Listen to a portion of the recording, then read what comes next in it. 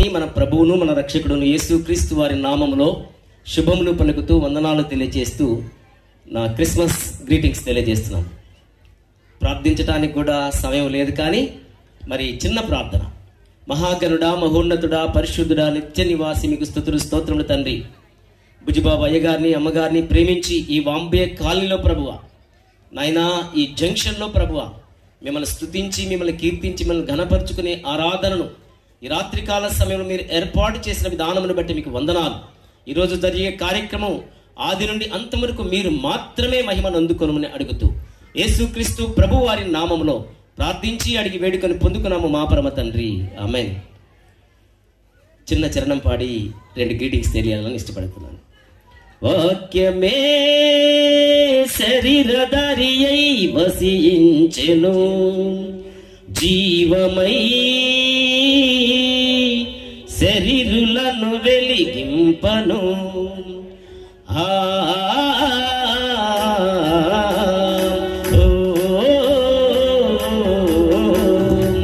కృపయు సాధ్యములు హల్లెలూయా, నీతి నిమ్మలము హల్లెలూయా, కృపయు సాధ్యములు హల్లెలూయా, నీతి నిమ్మలము హల్లెలూయా.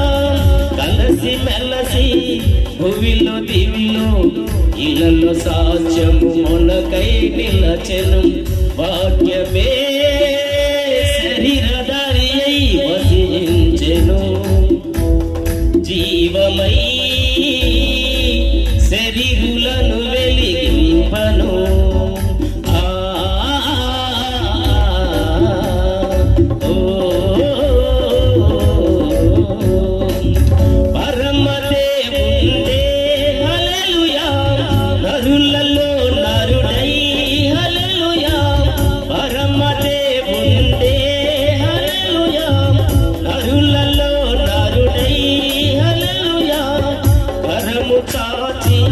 కనికరించి మరు జన్మములో మనుజుల మలచి, వాక్యమే శరీరధారి అయి వసించెను, జీవమై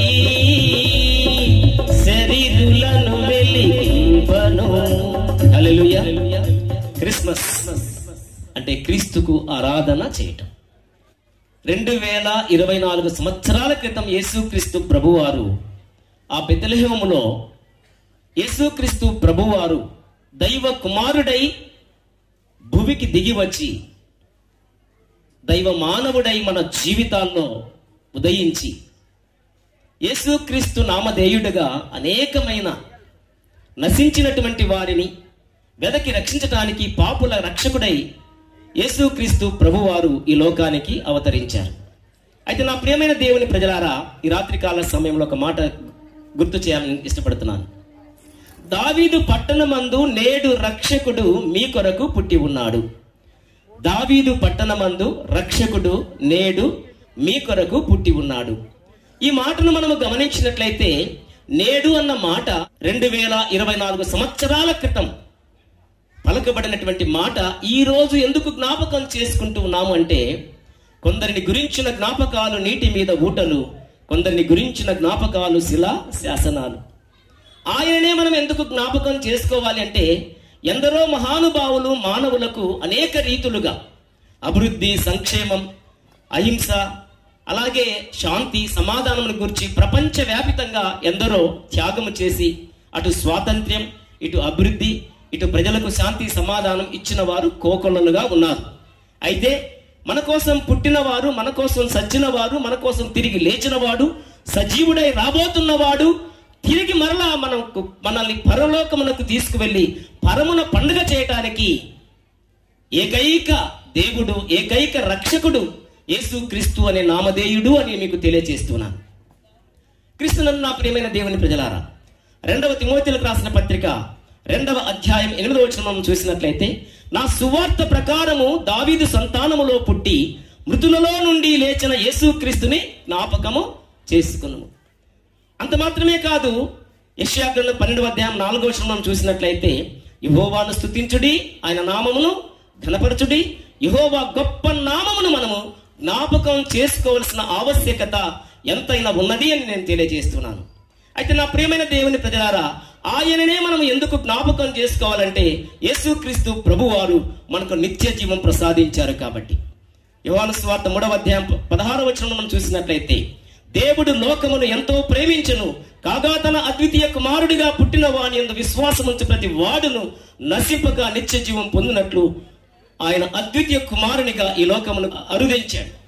అలాగే మనం చూసినట్లయితే గలతీయులకు రాసిన పత్రిక 4వ అధ్యాయము 4వ వచనం మనం చూసినట్లయితే, కాలము పరిపూర్ణమైనప్పుడు ధర్మశాస్త్రకులు విధేయులైనటువంటి వారిని, లోబడినటువంటి వారికి విమోచన కలగజేయటానికి లోకములకు వచ్చాడు. అంత మాత్రమే కాదు, యోహాను పత్రిక 1వ యోహాను పత్రిక 4వ అధ్యాయం 10వ వచనం మనం చూసినట్లయితే, మనము దేవుని ప్రేమించదమని కాదు, ఆయనే మనల్ని ప్రేమించి మన పాపములకు ప్రాయశ్చిత్తము కలగజేయటానికి ఈ లోకానికి వచ్చాడు కాబట్టి మనము జ్ఞాపకం చేసుకోవాల్సిందే.